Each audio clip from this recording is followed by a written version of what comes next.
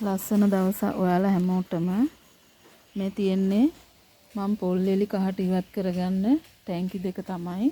මම ඉස්සෙල්ලාම ලොකු පොල් එලි මේකට ගෙනත් දාන්නේ.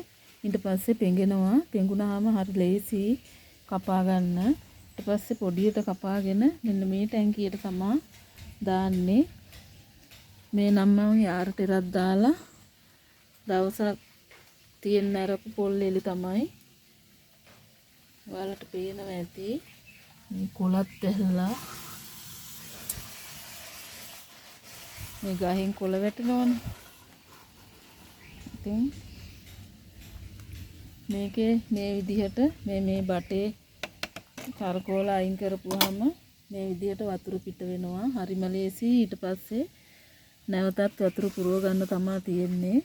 මදුරුව බෝ වෙන නිසා දවස් දෙකෙන් දෙක වතුර ඉවත් කරගන්න ඕනි. මේකෙත් මං වතුර අයින් වෙන්න ඇරියා. මට දැන් තියෙන මේ ටික හෙට උදේට වේල ගන්න තමයි. එවලේ පැල හදනවා නම් වේල ගන්න නැතුව උනත් පුළුවන්. ඒ උනා අර කල් තියා ගන්නකොට ටිකක් වේල ගන්න ඕනි හොඳටම. මේ බලන්න දැන් මේවයි මේ මිරිකලා ගත්තාම කහට ඇත්තෙම නැහැ. ඉතින් මම මේ ටැංකි දෙකේ තමයි මේ පොල් එලි කහට අරගන්නේ. මම මේකට මෙන්න මේ යාර ටෙරා කැල්සියම් නයිට්‍රේට් කියලා තමයි කියන්නේ. යාර ටෙරා කියලා. ඔයාලට ඕනම පෝර කඩේකින් ගන්න පුළුවන්.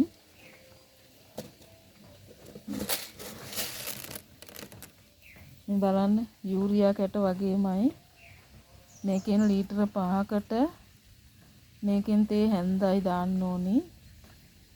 මම නම් මේකට දාලා තියෙන්නේ ලීටර 5කට තේ හැන්දයි.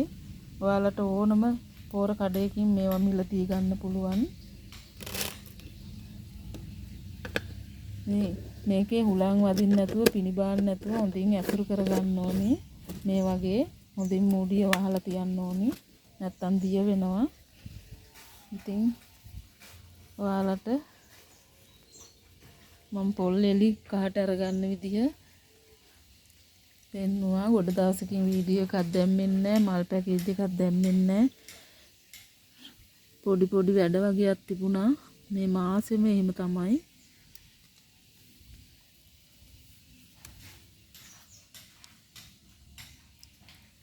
ඉතින් ඔයාලට සුබ දවසක්. නැවත වීඩියෝ එක අරන් එන්නම් මම.